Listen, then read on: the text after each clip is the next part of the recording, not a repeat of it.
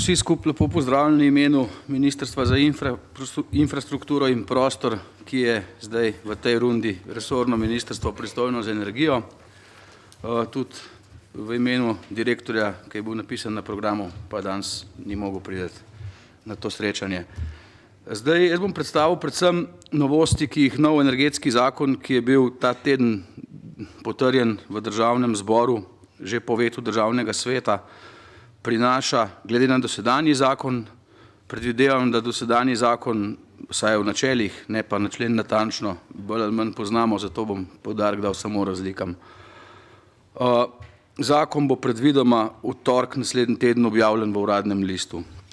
Zakon je izjemno obsežen, ima 568 členov, pokriva celotno področje energetike. Tlele je naslov poglavij. Moram tukaj biti fair in povedati, da oskrbe s tekočimi gorivi za promet se zakon ne dotika, kljub temu, da sem rekel, da pokriva celotno področje. Regulacija cen naftnih derivatov ostaja tam, kaj je, se pravi na podlagi zakona o kontroli cen, tudi rezerve naftnih derivatov 90-dnevne oziroma 120 niso v tem zakonu. No, načeloma pa ostala področja energetike pa ta zakon zajema. Zdaj, čist na kratko po poglavjih, ob tem, da tam od poglavja 7 naprej ne bom več imel slajdov, ki so splošni členi, ampak dokaj s poudarkom, kot sem že rekel, na tem, kaj je razlika do zdaj. V prvem poglavju splošne določbe seveda navajamo to, kar je potrebno, kar izhaja iz direktiv, katere direktive zakon prenaša. Zakon prenaša 10 direktiv z področja trga z električno energijo, trga z zemeljskim plinom, učinkovite rabe energije in pa spodbujanje obnovljivih virov energije.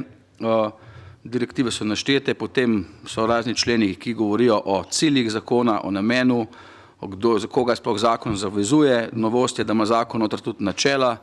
V tem uvodnem poglavju so členi, ki dajo pravno podlago za strokovno usposobljenost izvajalcev energetskih dejavnosti, noter so členi, ki dajo pravno podlago za poročanje, pravna podlaga za tehnične predpise in pa noter so tudi definicije. Zakon je malce nenavaden, ker ima definicije v prvem poglavju za tiste izraze, ki se uporabljajo po celem zakonu, potem ima pa še, bom rekel, sektorske definicije v vsakem poglavju za tisto, kar se uporablja samo v posameznem poglavju in v pripadajočih prehodnih, končnih in kazenskih določbah, seveda.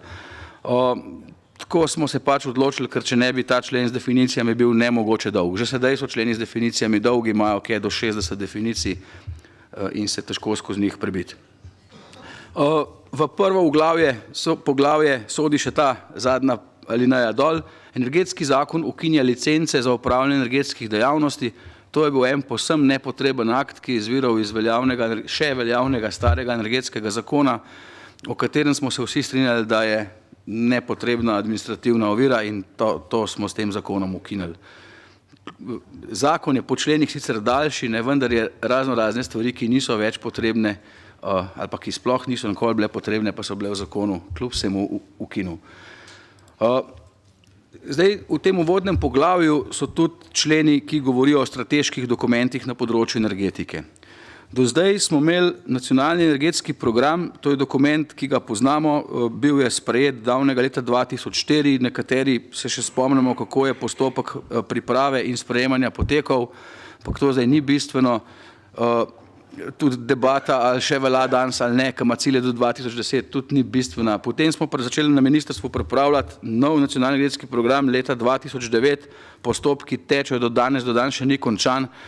No in na podlagi teh izkušenj smo videli, da je dokument, ki ima noter vse zmešan, pa ne mislim nič slabega zmešan, ampak ki ima vse noter, primarno energijo, premog, končno energijo, elektriko, elektrarne in tudi druge energetske objekte z velikimi začetnicami, z imeni lokacij, krajev, Krško, Piranski zaliv in še kaj, da tak dokument je praktično nemogoče usklajevati in da tudi, da je potrebno pač nekako narediti dvonivojske dokumente. In zdaj, po številu strani krajši, po svoji vsebini pa širši dokument po novem zakonu bo energetski koncept Slovenije. To je osnovni razvojni dokument, ki ga bo sprejel z resolucijo Državni zbor. Ta dokument se bo naredil na podlagi projekcij za 20 let, seveda projekcij ne samo energetskih, ampak temeljijo na gospodarskem razvoju in vsem ostalem, podatki, ki pridejo z Umarja in z drugih virov. Na podlagi tega se naredijo in se v tem hipu izdelujejo zunanji izvajalec to računa, energetske bilance, kako bo potekala oskrba naslednjih in seveda raba in vse ostalo, povezano z energijo za naslednjih 20 let in pa potem podrobno za 40 let, čeprav že zdaj vemo, da bo noter v dokumentu verjetno letnica 2050. Zakaj 2050? Zakaj je potrebno imeti dokument za tako dolgo obdobje? Zato, ker je na eni strani so dokumenti Evropske unije, pa ne bojo dokumenti ali pa politične odločitve oziroma sklepi sveta, ki segajo do 2050, imamo strategijo, kaj se bo dogajalo z emisijami toplogrednih plinov do 2050. Vemo, da je politični cilj na nivoju Evropske unije sprejet, da bo emisija toplogrednih plinov do 2050 potrebno zmanjšati za 80% in temu dejstvu se pač ne da izogniti. Tudi vemo že, v tem hipu se dogovarjajo cilji za vmesna leta in verjetno bodo cilji približno, tako zdaj kaže, linearni od 2000 do 2050 po 20% vsakih 10 let, tako da tudi že vemo, kaj bo vmes.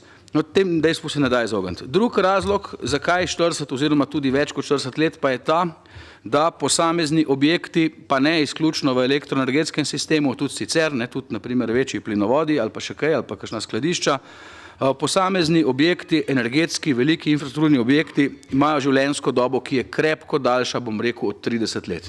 Nočem se zdaj opredeljevati, koliko bo podaljšana življenjska doba obstoječe nuklearke ali ne podaljšana, ampak kakorkoli 20 let je obdobje, ki je čist prekratko. V 20 letih, ne, zlasti, ker vemo, da se posamezni objekti, ki jih imamo ali pa ki jih gradimo, da se bojo zaprli tam. Ne. To, če bi zdaj delali mi to do 2030, ne moramo se delati neumnih, ker vemo, da se bo nek objekt 2032 zaprl. Ne. Zato je treba imeti pač neko idejo, saj neko okvirno sliko, ne pa na objekt natančno, kaj bo do 2050. Seveda je pa v Sloveniji problem naše majhnosti in s tem, ko se odločimo, naprimer, pri vetrnih elektrarnah tak dokument ni na projekt natančen. Tam se lahko reče nek delež električne energije iz vetrnih elektrarn, pa se potem pač spodbuja in upa, da se bo to zgodilo. Če pa rečeš v neki primarni bilanci, da bo leta 2050 takle delež jedrske energije, smo pa s tem že določili lokacijo, ne da bi pisali noter besedo Krško. Ne. Tega se moramo zavedati. Pač v eni veliki državi, ki ima danes 10 jedrskih elektrarn in potencialno še nekaj novih, tam se seveda iz grafa oskrbe s primarne energije za 2050 ne vidi lokacije, v slovenskem primeru se pa nekatere lokacije noter vidijo. To pač samo kot okvir, saj to niti nič ni slabega. No, ta dokument naj bi se obnovil vsakih 10 let in na podlagi tega bo tudi vlada državnemu zboru poročala. Dokument bo, tega seveda zakon ne določa, si bom drznil reči dolg nekih 15 strani, ne 150, kot jih je imel NEP. Dokument, še enkrat, ne bo imel lokacij, bo pa imel vizijo, kakšna bo oskrba z energijo, o virih govorim, ne o objektih in projektih 2030 in 2050 in seveda tudi, kaj bo v vmesnih letih. In seveda zraven tudi ukrepe, ki bojo, podlage za ukrepe, ki bojo potem prišli v zakonodajo, da bomo te cilje nekako dosegli. Zdaj, nižji dokument, ki pa bo po obsegu strani širši, pa bo državni razvojni energetski načrt, narejen na podlagi energetskega koncepta Slovenije. Tega bo sprejela vlada eno leto po sprejemu energetskega koncepta in ta dokument bo pa imel noter lokacije in imena blokov in tako naprej. Zakon tudi določa, da so naložbe te projekti noter v splošnem gospodarskem interesu države. Potem še nižji dokument, pa brez negativnega prizvoka besede nižji, bojo razvojni načrti operaterjev, to so enaki akti, kot so že po veljavnem zakonu, to se nanaša samo na 3 operaterje, oziroma in sicer na prenosno omrežje zemeljskega plina in na prenosno in na distribucijsko omrežje električne energije. Seveda ne moramo v tem kratkem pregledu energetskega zakona preskočiti tudi razvojnih dokumentov na področju rabe in oskrbe z energijo na področju lokalnih skupnosti, to so lokalni energetski koncepti, več kot to, da jih omenim, ne bomo danes o njih govorili, ključno pa je tukaj, da povemo, v samem postopku sprejemanja vsebini je nekaj malega sprememb. Ključno pa je, da je v prehodnih določbah člen, ki pravi, da so veljavni lokalni energetski koncepti ustrezni tudi po novem zakonu. Zato, ker je nesmiselno zaradi tega, ker se je zakon sam spremenil, da silimo 220 občin v spremembo lokalnih energetskih konceptov, veliko bolj smiselno, da bojo to spremenili potem, ko se bo kakšna usmeritev politike spremenila, ne pa zaradi zakona samega. Dejstvo je, da nov energetski zakon daje okvir za delovanja oskrbe in rabe energije. Nov energetski zakon ne določa, a bomo imeli premogove elektrarne, bomo imeli plinske, a bomo imeli jedrsko ali ne. Nov energetski zakon pač ureja pravila trga, pravila sistema, pravila omrežja. To, kakšne bojo pa elektrarne, z katerih virov bo pa seveda določeno za začetek v energetskem konceptu in potem naprej. Zato je ta debata, ali najprej zakon, najprej energetski koncept je delno smiselna, delno pa nepotrebna. Zakon dopušča vse. Zakon tak, ki je, ga ni treba spremeniti, če bo jedrska nova ali pa če ne bo. Toliko teh dokumentov, seveda, pardon, napačen gumb pritiskam. Moram pa omeniti tudi v uvodu, je tudi pravna podlaga za akcijske načrte. Akcijski načrt energetske učinkovitosti tako kot do sedaj, za obnovljive vire tako kot do sedaj, v bistvu ni sprememb. In novi akcijski načrt, ki izhaja z direktive energetske učinkovitosti stavb, akcijski načrt za skoraj nič energijske stavbe. Vse stavbe bojo morale biti skoraj nič energijske po letu 2020, vse javne po 2018, to določa direktiva, to prenašamo v zakon. Definicije v zakonu ni, zaradi tega, ker bo pač potrebno to še določiti v podzakonskih aktih. Bom tudi kasneje še nekaj o tej definiciji povedal. Prvo poglavje električna energija. Zdaj, z vidika seveda odnosov mogoče med Elesom pa Sodotom, bom narobe rekel, ker da ne bo kdo mislil, da govorim o Sodu. Tistih sprememb ne bom predstavljal, ker so zanimive samo za dve pravni osebi. Kar se pa tiče odjemalcev, pa zakon prinaša nekaj sprememb. Predvsem je bistveno večja pristojnost Agencije za energijo, kjer se pristojnosti in nadzor širi, skladno tudi z evropskimi direktivami z tega področja. Zakon daje večjo zaščito gospodinjskim odjemalcem, zakon dodatno, zdaj tega ni bilo, daje neke pravice, ki veljajo za gospodinjske odjemalce tudi malim poslovnim odjemalcem. Analiza trga z elektriko je pokazala, da trg deluje na segmentu velikih poslovnih odjemalcev, da tudi trg na segmentu gospodinjstvu dobro deluje v Sloveniji, da pa mali poslovni odjemalci so pa tam nekako, in zato se pač ta neke pravice na njih širijo. Menjava dobavitelja bo skladno z direktivo možna v 21 dneh, kar je bistveno hitrejše kot do sedaj. Ključno je tudi to, to spet ne za vse odjemalce, ampak samo za nekatere, da se tisti famozna območja po 73. členu veljavnega energetskega zakona se bojo preoblikovala in bojo možna samo še na dvoriščih tovarniških, ki so priključena na prenosno omrežje, ki nimajo gospodinjskih odjemalcev, s soglasjem Agencije za energijo in sicer za določen čas 10 let. Potem električna energija, čisto na splošno še par stvari, črtana so celotna poglavja, členi, izrazi, ki jih v bistvu ne potrebujemo več, ker so na nek način zastareli, ni več nasedlih investicij v zakonu, ni več tarifnih odjemalcev in tarifnih sistemov, samo definicija še ostala tarifnih odjemalcev, ker jo direktiva zahteva zaradi nekih zgodovinskih razlogov, medtem ko v členih se ne pojavljajo več. Črtan je še enkrat ta člen 73 o zaokroženih gospodarskih kompleksih. Splošni pogoj in obratovalna novela so združena v en akt operaterja sistema, tako da imamo en akt manj, ker v resnici noben ni vedel, kaj je razlika med tema dvema aktoma. Izboljšan je pač poglavje o neposrednem oskrbovalnem vodu in pa zelo pomembna novost pri električni energiji, jo bom povedal, čeprav velja seveda za vse objekte. Zakon ukinja tudi energetsko dovoljenje za vse objekte, razen za elektrarne. Za elektrarne energetsko dovoljenje izrecno zahteva direktiva o odprtju trga za električno energijo. Za vse ostale objekte, da toplovode, za kotle, plinovode in ne vem kaj je bilo zdaj potrebno, je pa ta akt ukinjen, ker je bil samo dejansko ena administrativna ovira, ki ni v postopku umeščanja v prostor pomagal nič, samo še tam je vzel nekaj mesecev do pol leta. Zemeljski plin, identične spremembe kot pri električni energiji, samo da tam ni 41 kW, ta mali poslovni odjemalci, ampak 10.000 kubičnih metrov, vse ostalo tukaj je identično, kot je bilo pri električni energiji. Pri električni energiji pa plinu moram povedati še tole. V zakon smo uvedli izraz napredni merilni sistemi. O čem govorimo? Pametni števci, inteligentni števci, napredni števci, kakorkoli to že imenujemo, tudi izrazi po direktivah so različni. Po daljši diskusiji smo se odločili za izraz napredni merilni sistemi, ker dejstvo je, da niso pametni, ker so elektronski, so lahko samo bolj ali pa manj napredni in dejstvo je, da se izraz ne nanaša samo na števce, ampak na sisteme. Dokler je ta števc en sam, tam pri enem gospodinstvu v predsobi ali pa na hodniku bloka inštaliran, ni vnem še nobene pametnosti oziroma naprednosti. Ta naprednost pride šele takrat, ko je števc povezan preko takih ali drugačnih komunikacij z nekimi centralnimi računalniki in ko informacije letijo v obe strani. Od števca nekam v centralo in v centrale nazaj. Takrat šele nastopi ta naprednost, zato se uporabljen izraz sistemi. Noč so tudi členi, s kakšno dinamiko se bo na podlagi ekonomskih ocen, ki jih je že naredila Agencija za energijo, te števci uvajali oziroma sistemi merilni uvajali pri elektriki in pa pri zemeljskem plinu.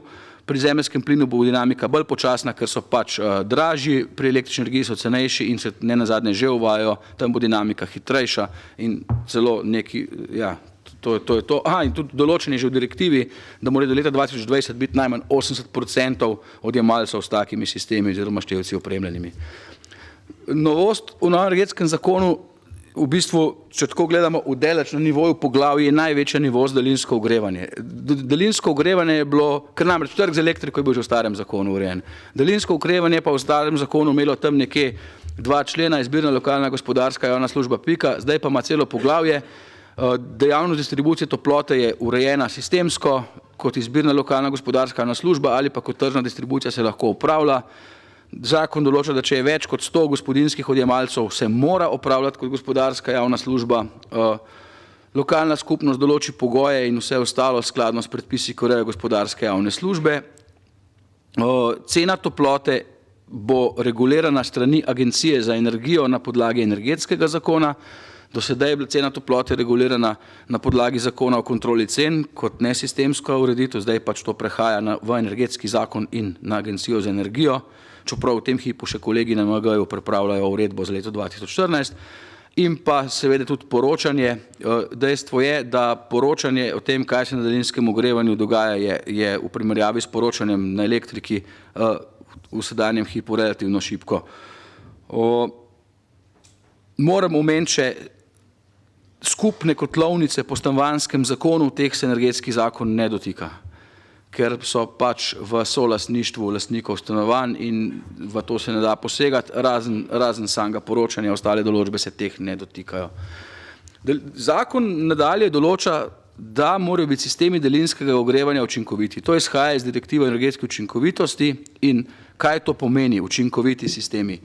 Sistemi, ki izpolnjujejo pogoj, da so učinkoviti, imajo vsaj 50% toplote iz obnovljivih virov energije, iz odvečne toplote ali pa lahko imenujemo tudi odpadna toplota, ki jo neka tovarna z nekih tehnoloških procesov nima kam dati, pa je da v sistem, ki gre mimo njihove ograje, vsaj 75% toplote iz soproizvodnje ali pa kombinacijo teh virov. Preverjanje teh obveznosti bo izvajala Agencija za energijo na podlagi poročil in tudi objavljala za preteklo leto, kakšen je posamezni sistem daljinskega ogrevanja. Da ne bi delali tehničnih neumnosti, zakon dopušča, da, če tako določa lokalni energetski koncept, se lahko te pogoje izpolni tudi v več omrežjih, ki niso povezana na območju iste lokalne skupnosti. In pa še ena novost glede na zdaj, vsa goriva za toploto in tudi toplota iz sistemov daljinskega ogrevanja bojo po novem obremenjena z novim prispevkom za proizvodnjo toplote iz obnovljivih virov. Seveda tega prispevka ne bojo plačevali goriva obnovljivi viri, se pravi les, biomasa in pa toplota iz sistemov, ki že izpolnjujejo pogoj iz tega prvega odstavka z tega slajda, tista toplota s tem ne bo obremenjena, una druga pa bo. Moram povedati, da je večina toplote iz sistemov daljinskega ogrevanja v Sloveniji danes izpolnjuje te pogoje.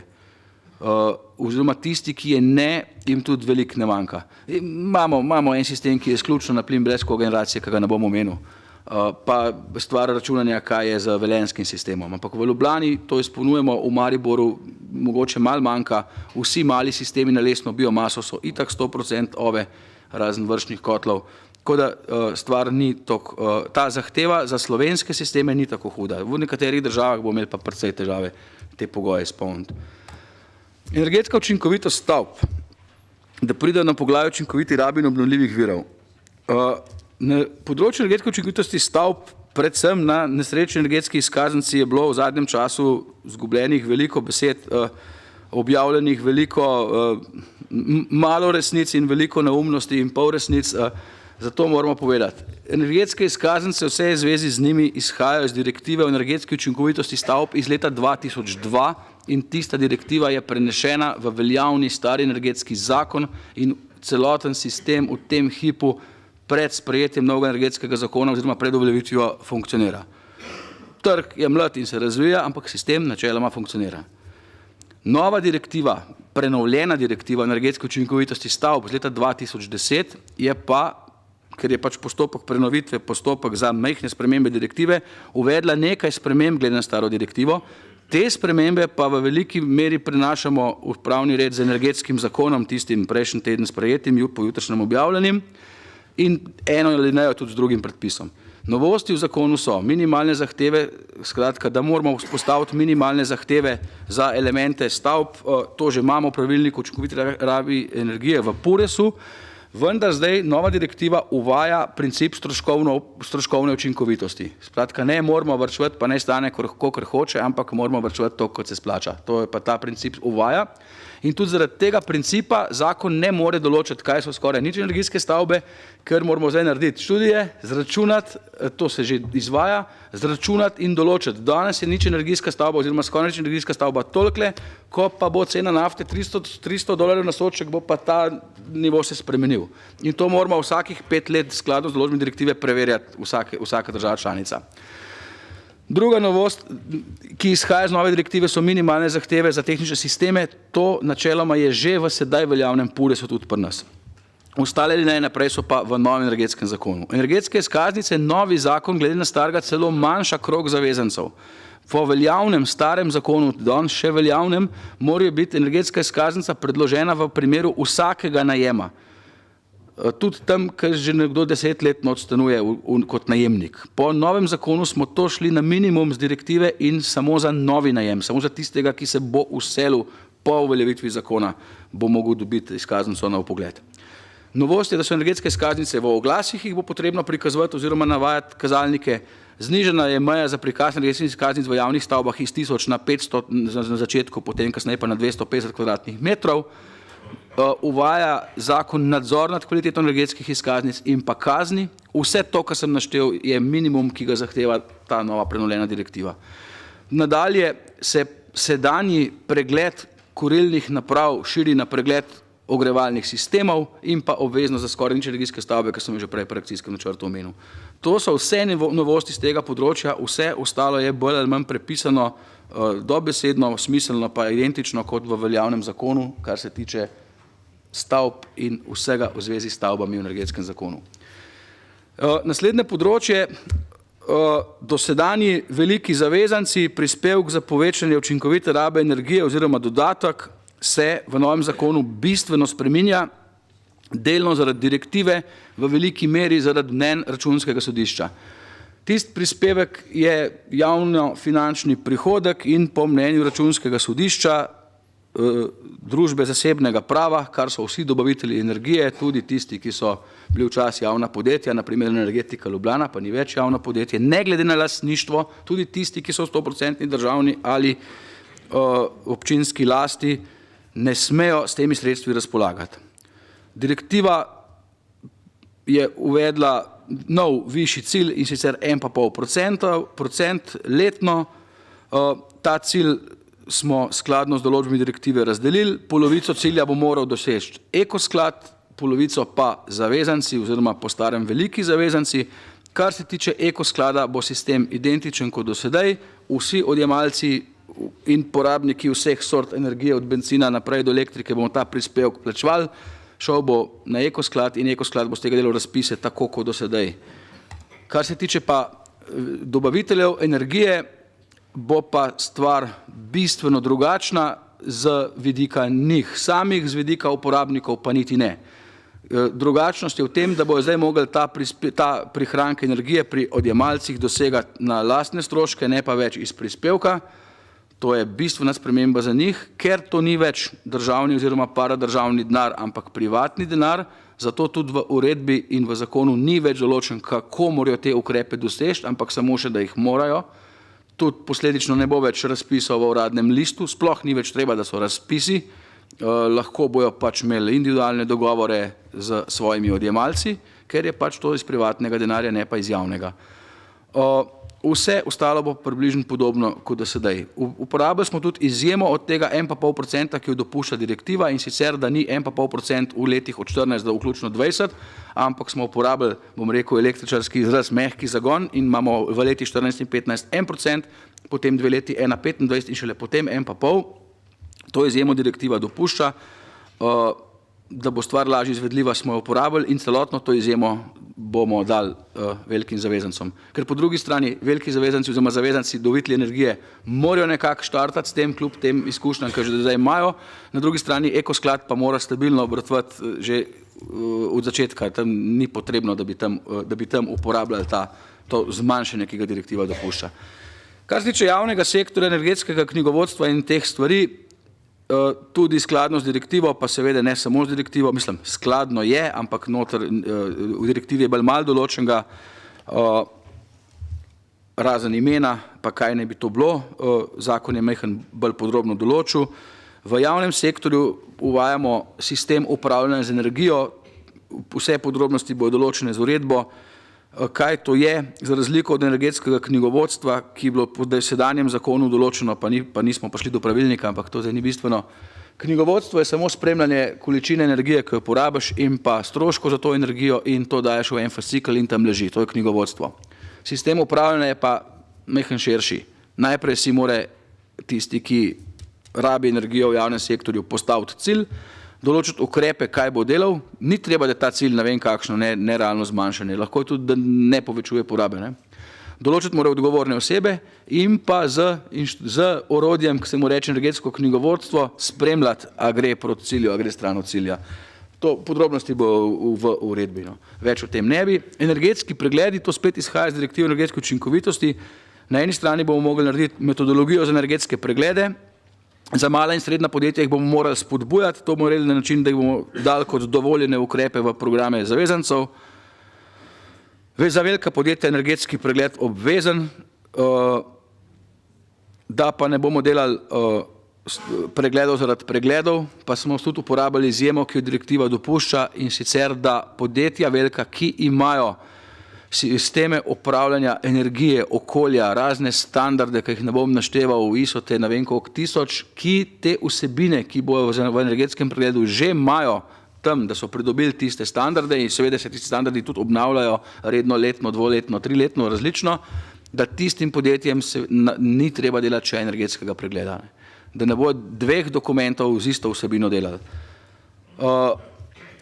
Merila in te odločbe individualne za to izjemo bo Agencija za energijo dajala. Lokalne energetske agencije moramo omeniti še ene akterje na tem polju rabe energije, ki jih do sedaj energetski zakon ni omenjal, to so lokalne energetske agencije, ne moramo se delati, da jih ni, imamo jih, pokrivajo skoraj celo Slovenijo, so zelo aktivne in praktično še zlasti ob tem, da nimamo državne agencije takega tipa, da je nimamo več, moram biti bolj fair, so neobhodno potrebne. Zato smo jih tudi v zakon dali. V zakonu se ne imenujejo agencije, ampak organizacije, lokalne energetske organizacije. Zakaj je temu tako? Zato, ker je izraz agencija rezerviran za javne agencije, kar pa po svoji organizacijski obliki te lokalne energetske agencije niso. Noter je pač napisan, da določene naloge izvajajo v javnem interesu in to je tudi to več od teh, tudi ne bi zdaj govoril. Novost, zelena električna energija. Uporabil sem izraz zelena v narekovaju, čeprav ga neveljavni novi zakon ne uporablja. Vemo pa, zakaj gre. Za električno energijo iz obnovljivih virov in pa iz učinkovite proizvodne na fosilna goriva. Načeloma tisti grdi členi iz veljavnega zakona, grdi zaradi imen, ne zaradi vsebine, ki imajo številke 64 pa črke od A do S, zelo nepregledno, so v veliki meri v nov zakon dobesedno prepisani Je pa nekaj sprememb. Prva grozna, največja sprememba je, da podpore po novem zakonu ne bojo več dobile vse elektrarne, ki bojo zgrajene, dale vloge na Agencijo za energijo in Center za podporo, ampak bo Agencija za energijo pripravljala razpise za prihodnje leto oziroma za prihodna leta in bo treba pač potencialnim investitorjem za te elektrarne kandidirati na teh razpisih in šele, ko bojo dobili sklep, potem bojo se odločili za gradnjo in bojo dobili tudi kasneje podporo. Ključna stvar je, razpis bo prilagojen tehnologijam, seveda ne bo sončne elektrarne konkurirale vetrnim, ker pač ima različno ceno, bo po tehnologijah, mogoče tudi po velikosti, tega v tem hipu ne morem reči. Količina razpisanih kilovatnih ur oziroma kilovatov, megavatov, kakorkoli bo razpis že narejen, bo odvisna od denarja, ki bo na razpolago. To v tem hipu ga prav veliko ni na razpolago. Pogoj, da boš pa na razpisu uspešen, bo pa ta, da bodo izbrane tiste elektrarne znotraj posameznega tipa, ki bojo zahtevale čim manj subvencije. S tem se bomo izognili.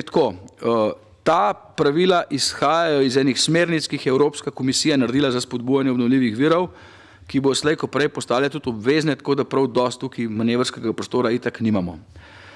No, to je zdaj prva stvar. Druga stvar je zmanjšanje moči naprav, ki so upravičene do podpore. In sicer iz sedajnih 125 OVE, kar je veljalo za OVE, se je ta meja znižala na 10 MW, za veter iz 125 na 50, za soproizvodnjo iz sedajnih 200 na 20 MW.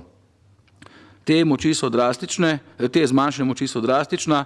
Naprimer, vam padajo vse so sicer prehodne določbe, ki jih še nekako not spravijo v naslednjih 2 letih.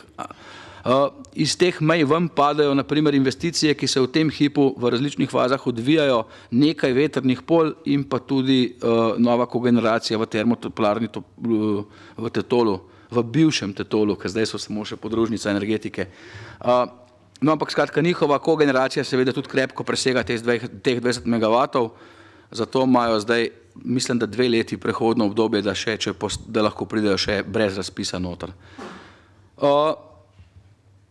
Ker sem že omenil mečkaj nazaj, da sredstvo v tem hipu prav veliko ni, da je električna energija s tem prispevkom za spodbujanje zelene elektrike že zdaj zelo obremenjena, se prispevek širi na vso energijo, na vsa goriva in dodatni vir podnebni sklad, ki pa verjetno ne bo imel namenskih sredstev za ta namen, ampak zakon to dopušča.